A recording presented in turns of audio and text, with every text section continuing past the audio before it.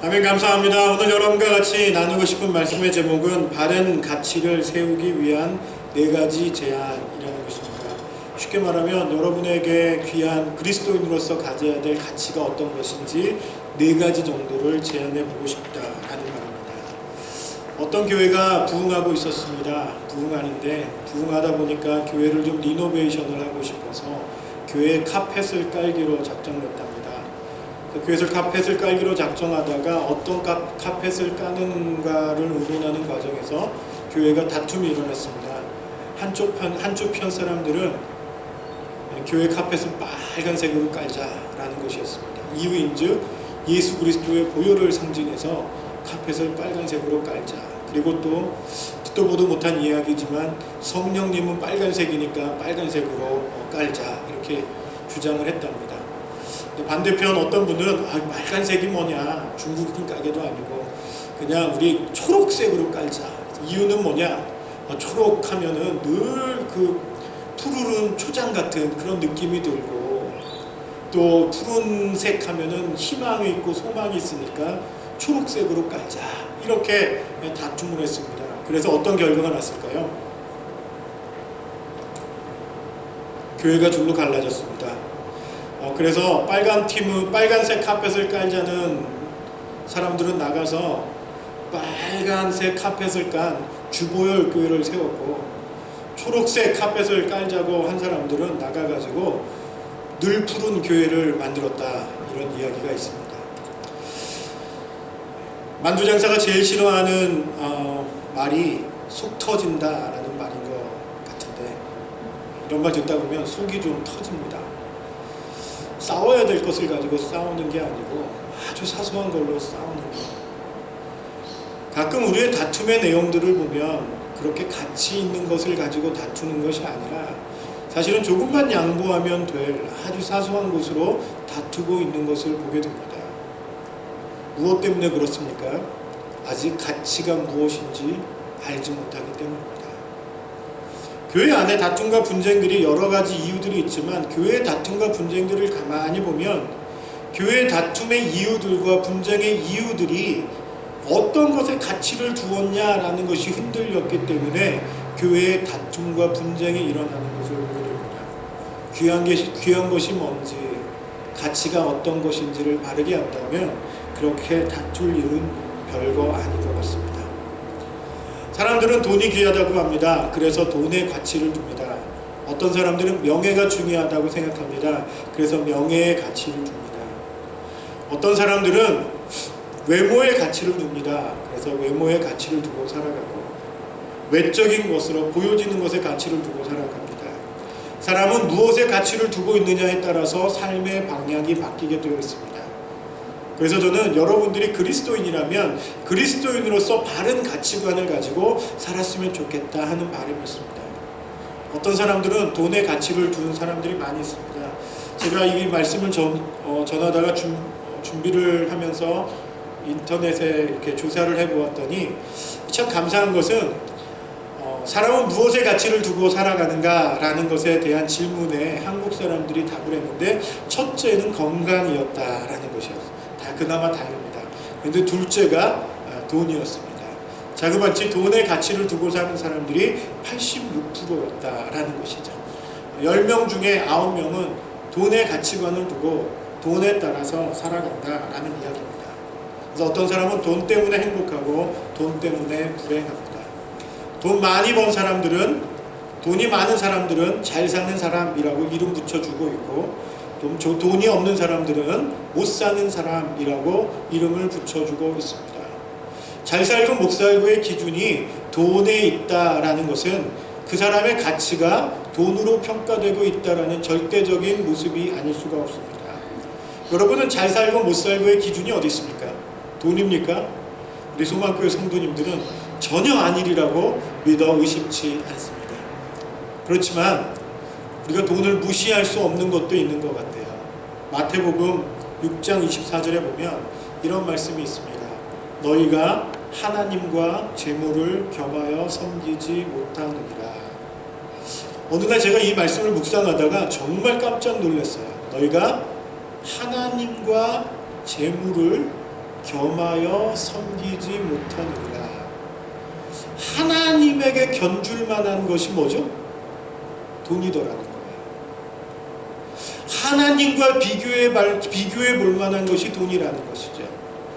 우리는 때로는 돈의 지배를 받습니다. 돈이 우리를 주장합니다. 이 하나님과 재물을 겸하여 섬기지 못한다고 했을 때 이 재물을 NIV 성경에는 이렇게 번역을 해 놓았습니다. money 이렇게 번역을 해 놓았습니다. 이 money라는 이 표현은 사실은 현대어로 의역을 한 것이죠. 원래대로 킹 제임스 버전과 아메리칸 스탠다드 버전이라는 성경을 보면요, 이것이 그냥 money가 아닙니다. 하나님과 재물을 겸하여 섬기지 못했을 때 God and money가 아니라 God and 만문입니다. 만문이 뭔지 아십니까? 만문이 뭔지 아십니까? 만문 들어봤잖아요. 만문. 우리는 만문의 지배를 받습니다. 모두는 아니지만 만문이 뭐냐면 바로 돈의 우상입니다. 재물신입니다. 재물신의 지배를 받는다는 것입니다. 여러분, 우리가 물질 때문에 물질의 가치를 두게 되면 우리는 너무도 쉽게 재물이라는 우상을 섬기게 되고 그것에 지배를 받게 된다는 것을 알 수가 있습니다. 그렇기 때문에 하나님은 우리에게 명확히 말씀해 주시는 것입니다. 너가 재물과 하나님을 함께 섬기지 못할 것이다. 너는 둘 중에 하나에 무엇에 가치를 두었는지를 명확히 하라. 이렇게 말씀하고 있습니다. 돈이냐 하나님이냐. 물론 하나님은 돈 때문에 우리가 염려하는 것을 알고 있고 돈이 우리에게 너무도 필요한 것을 알고 있고 돈이 절실하다는 것을 알고 있지만 그 돈이 너를 지배하지 못하게 하고 돈에게 가치를 두지 말고 진짜로 가치를 둬야 될 것들을 찾으라라고 말하는 것이죠. 사단은 우리를 유혹합니다. 돈이면 무엇이든지 할 수 있다. 또 유혹합니다. 돈만 있으면 행복하다. 또 유혹합니다. 돈을 벌기 위해서라면 무슨 일이든 해도 좋다라는 것. 그것이 바로 돈의 지배를 받고 있는 것입니다. 우리는 만몬의 지배를 받고 있게 되는 것이다 라는 말이죠. 우리 소망교회 성도님들이 만몬에서부터 자유한 성도님들 되시기를 주님의 이름으로 축원합니다. 아멘. 하나님이 그래서 말씀하시는 거예요. 너희가 염려하지 말아라. 돈과 하나님을 겸하여 섬기지 말라 이렇게 말씀하고 마태복음 6장에 말씀하고 나서 바로 그 다음 듣는 말씀이 무엇이냐면 염려하지 말아라 이 말씀입니다. 알고 계십니까? 염려하지 말아라. 그런 염려는 이방인들이 하는 것이야. 너희 하나님께서는 너희에게 있어야 할 것을 다 아시느니라. 너희는 먼저 그의 나라와 그의 의를 구하라. 그리하면 이 모든 것을 너에게 더하시리라. 이렇게 말씀하고 있다는 것이죠. 저는 그래서 우리가 이 땅을 살아갈 때 무엇에 가치를 두고 어디에 가치를 두는지 바로 알아 살아갈 수 있는 여러분 되시기를 주님의 이름으로 축원합니다. 자, 그래서 오늘 다니엘이 한 행동이 우리에게 큰 교훈이 됩니다. 다니엘은 오늘 말씀에 이 세 번역 성경에는 마음을 정했다라고 되어 있는데 개역 개정에는 좀 더 명확하게 되어 있죠. 하나님 앞에 뜻을 정했다라는 것이죠. 다니엘이 정한 뜻은 무엇일까요? 지금 이 다니엘이 정한 뜻, 이 본문의 배경을 보면 이렇습니다. 다니엘이 바벨론에 포로로 잡혀갔습니다. 1차 시기에 1차로 포로로 끌려간 사람이 다니엘입니다. 바벨론에서는 유아 정책을 써가지고 포로로 잡아온 사람들을 그냥 노예로 써버린 것이 아니라 포로로 잡아온 사람 중에 아주 똑똑하고 가능성 있고 비전 있는 젊은 인재들을 뽑아서 우리나라로 말하면 성균관 같은 곳에 모아놓고 기숙을 시키면서 음식을 제공해주고 최고의 교육을 시켜서 바벨론이란 나라의 인재로 등용하는 정책을 썼습니다. 거기에 뽑힌 사람이 누구냐? 바로 다니엘과 세 친구입니다. 사드락, 메삭, 아벳느고라고 불려지는. 그래서 이 다니엘과 세 친구가 바로 이 바벨론의 포로로 딱 잡혀갔다가 거기에서 발탁이 되어서 정말 최고의 왕궁에서 교육받는 최고의 학부를 경험할 수 있는 그런 혜택을 누리는 상황에 이르게 되었습니다. 그곳에는 음식이 그래서 달랐던 것 같아요. 어떤 음식일까요? 왕이 먹는 음식이라는 거예요. 왕의 음식, 임금님의 수라상, 그 음식을 제공을 하면서 그 음식을 먹게 했고 그 음식으로 건강을 유지하게 하면서 최고의 교육을 가르치는 그런 혜택을 누리고 있는 그 상황 속에서 다니엘이 뜻을 정했다는 것입니다. 여러분, 이게 쉬운 것 같습니까? 아니요. 불러준 것만 해도 고맙고 여기서 잘려주면 저기 낙동강 오리알이 되는 신세고 정말 볼품없는 인생이 되어지는데 그 뽑혔다는 것만 해도 대단해서 어떻게든지 눈치 보고 어떻게든지 줄타기를 잘해서 임금의 눈에 들어 높은 자리에 올라가는 것이 목적이거늘 가니엘과 그리고 거기에 함께 잡혀갔던 3명의 친구들은 그 자리에서 뭘 했다고요? 뜻을 정했다라는 것입니다. 가치를 정했다. 무슨 뜻을 정했을까요? 여기서는 음식처럼 얘기하지만 그냥 이게 단순한 음식이 아닙니다. 하나님의 뜻대로 살려고 하는, 가치를 하나님께 두려고 하는 결정을 하게 된 것입니다. 그것이 어떤 것이냐? 바로 음식 문제가 거기에 걸립니다. 유대인들이었던 이 젊은이들에게는 임금님이 내려주는 수라상이 영 불편한 음식이었습니다. 왜냐하면 자기들의 전통 속에는, 율법 속에는 먹지 못하는 음식들이 계속 제공됐기 때문입니다. 여러분, 유대인들은 쉽게 말하면 돼지고기를 먹지 않습니다. 그런데 그 당시에 중동에는 돼지고기가 최고의 음식이었습니다. 기름기도 있고 영양가도 있고, 그래서 항상 돼지고기가 나오고 족발 같은 것이 나오고 먹지 못할 부정한 음식들로 된 음식상이 차려졌기 때문에 그것을 먹는 것이 영 불편했고 그들의 신앙 양심에 걸렸던 것이죠. 그들이 그 음식을 받아들면서 뜻을 정한 겁니다. 하나님, 내가 여기서 쫓겨나는 한이 있더라도 내가 하나님께 뜻을 두겠습니다. 그리고 환관장에게 찾아가서 이야기를 합니다. 이 기숙사에서 제공하는 음식이 최고의 음식인 줄 알지만 저희가 앞으로 채소와 물만 먹겠습니다. 이렇게 얘기를 합니다. 채소와 물, 그게 다니엘 음식이에요. 그 채소와 물만 먹겠다고 하니까 환관장이 걱정이 되잖아요. 근데 재미난 것은 하나님이 이들이 뜻을 정했을 때 그 다음 절에 보면 도와주셔서 환관장의 마음에 들게 하신 거예요. 그래서 환관장이 일단은 오케이를 했는데 한 가지 걱정이 있는 겁니다. 무슨 걱정이 있을까요? 너희가 고기를 먹지 않고 채소와 물만 먹으면 다른 젊은이들에 비해서 빼짝 마르게 될 텐데, 그렇게 되면 아마 임금님에게 내 목이 잘릴 거다. 그렇게 되면 어떻게 되겠느냐라고 얘기합니다. 그러자 다니엘과 그 세 친구들이 뭐라고 말하죠? 열흘 동안만 시험해 보십시오. 열흘 동안만. 저희가 채소와 물만 먹고 다른 아이들보다 얼굴빛이 더 나빠진다면 저희가 포기하겠습니다.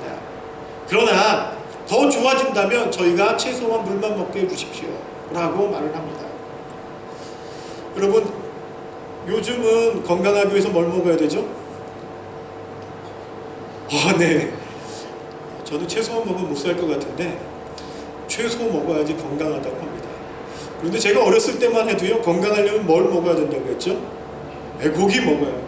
게를 드시는 이유가 어떻게든지 고기를 먹어야 되기 때문에, 사실은 게 먹는 문화가 불쌍한 문화인 거죠. 그렇죠? 지금은 보신탕 이러지만 어떻게든지 고기를 먹어야지만 건강이 유지되고 고기를 먹어야지만 단백질이 섭취되는 그런 시대에 살고 있었던 사람들에게 고기를 먹지 않는다라는 것은, 이것은 건강을 유지할 수 없는 방법이라고 생각이 들었던 것 같아요. 그러나 거기서 다니엘과 그 세 친구들이 뜻을 정해서 결단을 합니다. 열흘 동안만 테스트해 보십시오. 그 열흘 동안 한 테스트에서 결과가 어떻게 됩니까? 그 얼굴빛이 임금이 준 음식, 진수성찬, 임금님의 수라상을 받아든 그 젊은이들보다 얼굴빛이 훨씬 좋았더라 라고 되어 있습니다. 그리고 여기까지가 16절인데 그 17절 말씀에 보면 그리고 나서 다음 이야기가 나오게 됩니다. 다음 이야기가 뭡니까? 하나님이 이 네 젊은이의 지식을 얻게 하시고 문학과 학문에 능통하게 하셨다.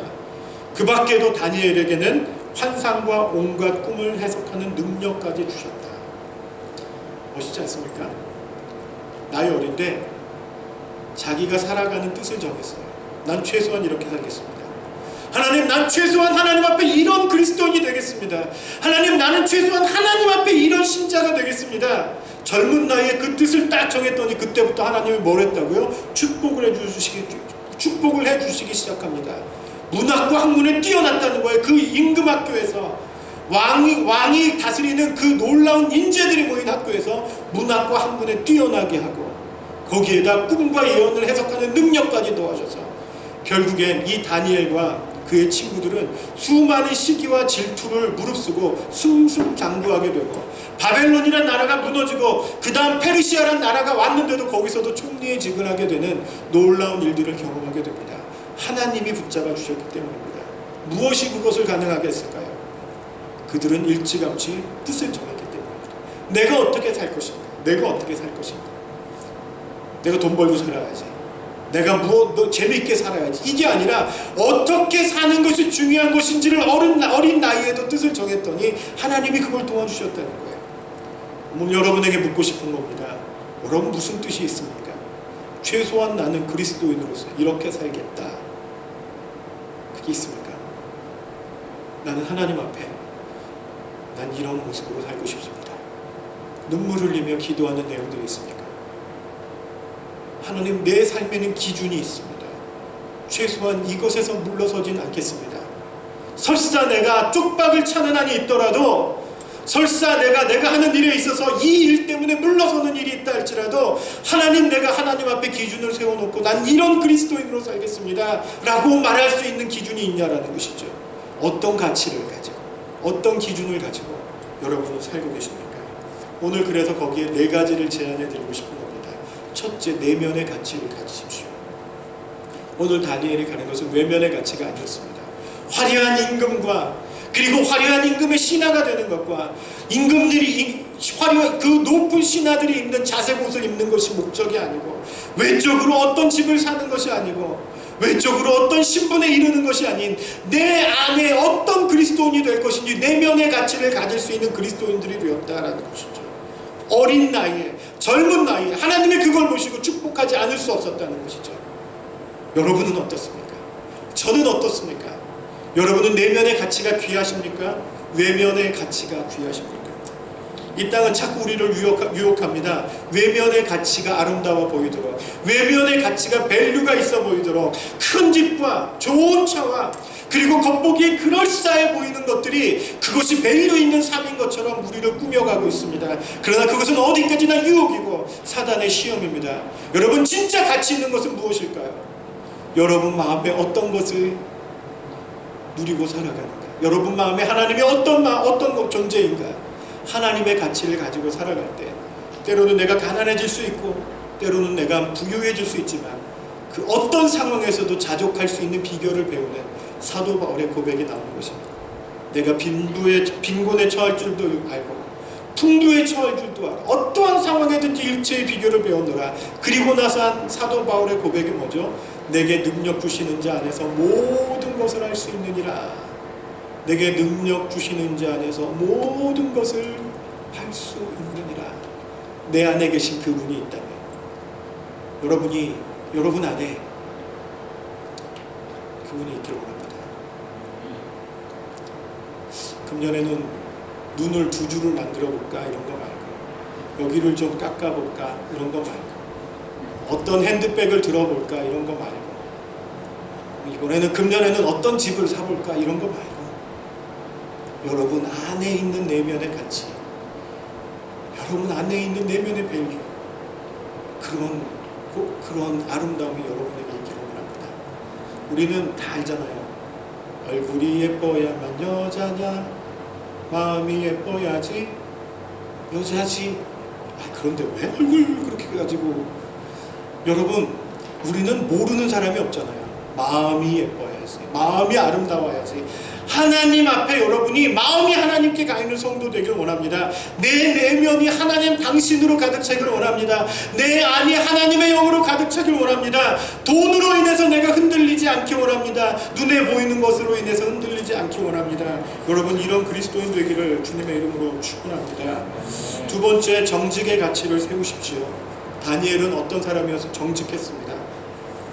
내가 어떤 것을 인해 하나님 앞에 내가 정직하리라, 하나님 앞에 범죄하지 않으리라, 하나님이 그들을 축복하지 않을 수 없었습니다. 요셉은 어떻습니까? 요셉이 보디발의 집에서 나름 종으로 팔려갔지만 잘 나갔습니다. 보디발이 열쇠까지 주면서 네가 다 알아서 해라, 나는 모르겠다. 대단한 거 아니에요? 한 나라의 국방부 장관이 말이 자기 집 곡간을 주면서 네가 알아서 해라, 나는 모르겠다. 그런데 그런 위치에 있는 요셉에게 보디발의 아내 되시는 분이 오셔가지고 이렇게 하잖아요. 이렇게 아나다오, 이렇게 사랑해다오. 그때 요셉이 했던 말이 기억이 납니다. 내가 어찌 하나님 앞에 득죄하리요. 하나님 앞에 정직이라고 했어요. 하나님이 보고 계신다라는 거. 여러분이 다니엘과 요셉을 통해서 알 수 있는 그리스도인의 내면의 가치는 무엇일까요? 진짜 그리스도인이 가져야 될 밸류는 무엇일까요?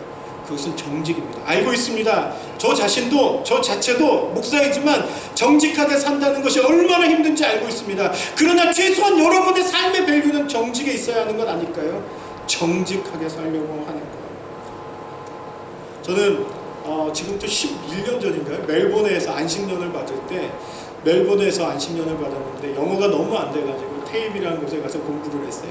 테이프라는 곳에 가서 공부를 했는데 공짜였어요. 그때는 공짜여서 테이프라는 곳에서 공부를 하고 있는데, 제가 누구랑 공부를 했냐면 이제 막 20살 고등학교를 졸업한 홍콩에서 온 젊은 남자애들이랑 같이 공부를 했어요.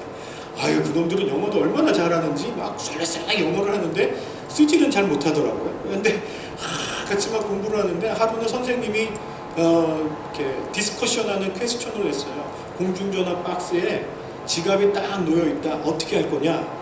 처음 저한테 물었어요. 그 당연히 어떻게 할까요?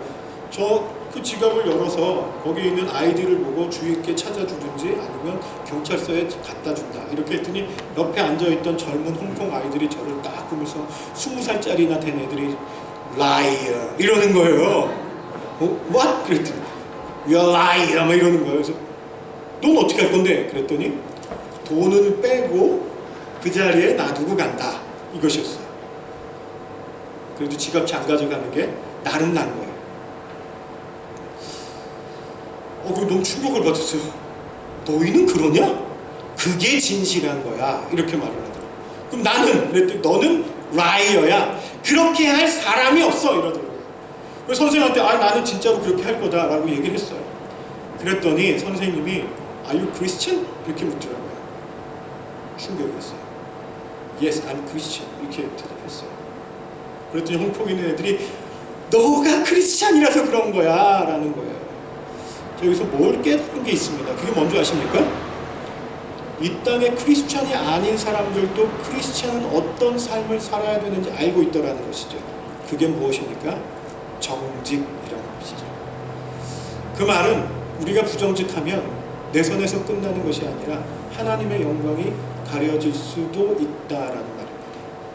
정직하십니까? 우리나라는 선진국이 되기 위해서 노력하는 나라임에 틀림없습니다. 그래서 능력도 많고 기술도 많이 발달했고 그나마 잘 사는 것 같습니다. 그럼에도 불구하고 아직도 우리나라를 선진국이라고 부르는데 주저하게 되는 이유가 한 가지 때문입니다. 그것이 무엇일까요? 바로 신용이라는 문제가 걸려있기 때문입니다. 정직성의 문제, 신용의 문제, 크레딧의 문제가 걸려있다는 것이죠. 능력의 문제가 아닙니다. 선진국이라는 것은 능력의 문제가 아닙니다. 믿을 수 있는 사회냐는 것. 제가 지난번에 사업하시는 분들에게 들었더니 이제 한국 많이 바뀌었습니다. 이렇게 얘기를 하더라고요. 너무 감사했어요. 이제 한국이 선진화되고 있구나. 여러분, 선진과 후진이 뭔지 아십니까? 선진과 후진의 차이는, 선진은 정직이 통하는 사회고 후진은 뭐예요? 편법이 통하는 사회입니다. 후진 사회는 속이는 것이 통하면 후진 사회예요. 정직해야지만 통하는 사회라고 하면 그것이 선진 사회입니다. 호주가 우리가 보기엔 물렁해 보이고 그저 그렇게 보여도 호주를 선진국이라고 불리는 이유는 이것이 우리나라보다 돈이 많기 때문도 아니고 기술이 많기 때문도 아니지만 한 가지, 아직도 이들은 정직을 밸류로 두고 있다는 것입니다. 오늘 그리스도인들에게, 우리에게 중요한 가치가 있다면 그것은 바로 이 정직이라는 밸류가 아닐까, 저는 이렇게 생각해 봅니다. 사랑하는 성도 여러분, 우리 그리스도인에게 우리는 정직을 가치를 두고 살아가는 여러분 됐으면 좋겠습니다. 요령과 편법에 능하지 마시고 우리가 조금이라도 완벽한 정직에 이를 수 없더라도 하나님, 내가 오늘 또 정직을 위해서 몸부림치는 그리스도인 되게 해주십시오 라는 그런 그리스도인 되시기를 주님의 이름으로 축원합니다. 세 번째, 여러분이 가져야 될, 우리가 가져야 될 또 다른 가치는 긍정적인 가치라는 것입니다. 긍정의 가치. 믿음이 뭡니까? 믿음은 바로 긍정하는 겁니다. 아멘이 뭡니까? 아멘이 부정입니까? 긍정입니까? 긍정입니다. 아멘 뜻이 뭐죠? 그렇게 될 줄로 믿습니다. 할렐루야! 우리는 받는 할렐루야! 우리 교회 성도들은 안 나오시네. 보통 우리가 할렐루야! 그럼 본능적으로 뭐가 튀어나오려고 해. 막 아멘. 우리는 본능에 의해서 아멘 하는 게 아니라 실제적인 의미로 아멘이라고 했으면 하나님 그것을 믿습니다라는 긍정의 신앙이 거기에 담겨 있는 거예요. 우리가 가져야 될 진짜 신앙은 무엇이냐? 긍정입니다. 우리는 자꾸 긍정의 눈으로 이 땅을 바라보고 긍정의 눈으로 여러분의 삶을 바라보십시오. 지금 비록 여러분이 답답하고 힘들고 막막하고 내년 일이 기약이 되지 않는다 할지라도 여러분 긍정의 눈을 가지고 여러분 바라보십시오. 이러다 내가 아무것도 아닌 거 아닌가 그렇게 생각하지 마시고 여러분 긍정하십시오. 하나님은 여러분을 사랑하십니다. 하나님은 여러분을 두고 보기에도 아까운 사람이라고 말씀하십니다. 하나님은 여러분을 최고로 귀하게 보십니다. 긍정하십시오. 믿음은 긍정입니다. 다니엘은 그런 신앙이었습니다. 긍정의 신앙, 할 수 있다. 하나님이 함께 하시면 할 수 있다. 여러분, 이 긍정의 신앙을 배우는 것이 우리에겐 정말로 중요합니다. 약을 제약회사 다니시는 분들에게 들은 계신 이중맹 검사법이라는 게 있대요. 그게 뭐냐면 제약회사 다니시는 분들이 신약을 딱 만들면 200명에게 시험을 한대요. 그래서 200명에게 시험을 하는데 100명은 가짜 약을 주고 100명은 진짜 약을 준답니다. 그런데 여러분, 이 진짜 약을 먹는 사람이 나은 퍼센테이지가 중요한 게 아니라 제가 얘기하고 싶은 이 가짜 약을 먹은 사람이 퍼센테이지가 있다는 거예요. 가짜 약을 먹었으면 효과가 없어야 되잖아요. 있어야 되나요? 네, 가짜 약을 먹으면 효과가 없어야 되는데 가짜 약을 먹은 사람, 진짜 약을 먹은 사람 말고 가짜 약을 먹은 사람이 치료되는 퍼센테이지가 자그마치 35%라는 것이죠. 이것을 그래서 이런 현상을 의학적으로 그 플라시보 효과라고 합니다. 플라시보 효과. 쉽게 말하면 가짜 약을 먹었는데도 약을 먹었다는 이유만으로 치유가 되는 사람이 있다는 거죠. 그래서 어떻게 하냐면 이 제약회사에서 어떤 신약을 딱 개발했는데 치료 확률이 35%라 이러면 이 약은 효과가 없다. 이렇게 0%인 거예요. 이 약이 85%다 치료 효과가. 그렇게 되면 35% 빼고 50%를 딱 놓고 반반이 나을 수도 있고 낫지 않을 수도 있다. 이런 통계를 낸다는 거예요. 그 말은 일단은 35%는 가짜 약을 먹어도 낫는 사람들이니까 빼놓는다라는 것이죠. 제가 집중하고 싶은 것은 가짜 약을 먹은 사람들이 왜 낫느냐라는 거예요. 그들은 약을 먹었다는 그 하나만으로 마음에 무엇이 생겼을까요? 긍정이라는 마음이 생깁니다. 실제로 어떤 대학교 교수님이 시험지를 똑같이 내고 이쪽 반에 가서는 이번 시험 굉장히 어렵게 냈다라고 말했고 이쪽 반에 가서는 이번 시험 진짜 쉽게 냈다라고 말했을 때 어디가 더 점수가 좋았을까요? 진짜 쉽게 냈다라고 하는 반이 훨씬 점수가 좋았다는 것이죠. 여러분, 우리가 어떤 마음을 먹고 어떤 긍정의 마음을 갖고 살아가는 것은 예수 그리스도를 믿지 않는 일상적인 사람들에게도 나타나는 현상들이 있습니다. 제가 지금 어떤 긍정의 어떤 주장을 하고 있는 것이 아닙니다. 하물며 우리 주님께서 우리에게 요구하시는 것은 무엇입니까? 여러분에게 요구하는 것은 믿음이라는 것이고 그 믿음은 바로 긍정의 눈이라는 것이죠. 아십니다. 여러분이 힘들어하는 것, 어려워하는 것, 답답해하는 것. 그러나 우리 주님은 여러분이 긍정의 눈을 가지고 살아가실 수 있게 되기를 바랍니다. 마지막으로 제목만 말하고 마치겠습니다. 마지막은 영원의 가치를 가져라라는 것입니다. 다니엘은 어디에 가치를 뒀을까요? 임금의 신하의 자리에 관심을 두지 않았습니다. 임금이 주는 산의 진미에 관심을 두지 않았습니다. 내가 무엇을 위해 살 것인가를 보면서 영원한 삶을 바라보았습니다. 그리스도인의 삶은 영혼의 가치를 아는 사람입니다. 오늘 있다가 없어지는 것이 아니라 영원한 것. 여러분, 가치 있는 것은 무엇일까요? 영원함이 아니겠습니까? 오늘 여러분이 살고 있는 것은, 여러분이 살고 있는 이 땅은 곧 있다가 안개와 같이 사라지는 것입니다. 그러기에 좀 더 영혼을 바라볼 수 있는 거룩한 눈을 가진 여러분 되시기를 주님의 이름으로 축원합니다.